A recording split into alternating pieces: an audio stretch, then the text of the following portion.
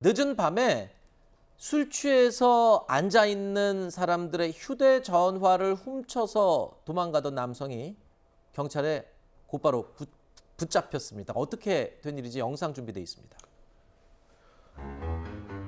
자, 늦은 밤 한 남성이 술에 취해서 길 한복판에 저렇게 앉아 있습니다. 검은 옷을 입은 남성이 술 취한 남성을 지켜보고 있는데요.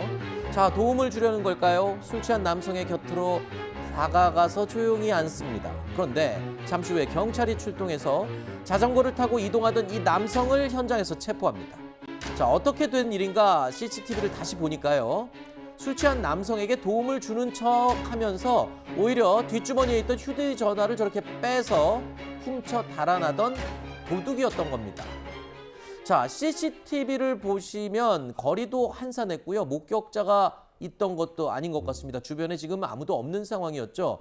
피해자나 목격자의 신고도 없었던 상황이었는데 어떻게 경찰이 출동할 수 있었던 건가요? 저 남성이 주변을 쓱 둘러보니까 보는 사람도 없고, 그렇죠. 피해자는 취해 있고, 네. 그래서 일명 부축배기를 한 겁니다. 네. 아마 경찰이 출동해서 본인도 굉장히 놀랐을 거예요. 아무도 사람이 없었는데. 없는데.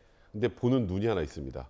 바로 CCTV 안에 CCTV를 보는 이제 소위 말하는 그 관제센터 요원이 실시간으로 CCTV를 쭉 관찰하다가 이거 좀 이상한데? 그러니까 이상한데 하면서 계속 보다가 휴대폰을 빼는 그 장면을 저희가 지금 저 보고 있는 화면으로 목격을 하고 바로 이제 신고를 하고, 그래서 목격자가 없는데 갑자기 경찰이 들이닥친 이 남성 입장에서 굉장히 황당했을 텐데요. 네. 결국 본인 나 그런 적 없어요라고 범행을 강력히 부인했지만 이 CCTV 내용을 보고 결국 시인하게 된 겁니다. 그러니까 골목골목 돌아다니다 보면 위에 방범 CCTV라고 많이들 보지 않습니까? 바로 그거를 중앙관제센터에서 누군가가 항상 24시간 예의주시하고 있다는 말이잖아요. 네, 맞습니다. 아하. 지금 그런 얘기도 있어요. 전 세계에서 CCTV가 제일 많이 설치된 나라 중에 하나예요. 우리나라가. 그렇죠. 예, 길거리 그냥 다니다 보면 CCTV에 계속 찍힌다고 생각하시면 돼요. 네. 근데 그 CCTV를 전부 관제하는 관제센터가 네. 각 곳곳에 마련돼 있거든요. 구청가도 있고요. 그 관제센터에서 관제 요원이 네. 계속 그걸 보고 있습니다. 네. 그러니까 딱 보다가 뭔가 이상해. 아하. 그러면서 보고 경찰에 이제 신고를 한 건데요.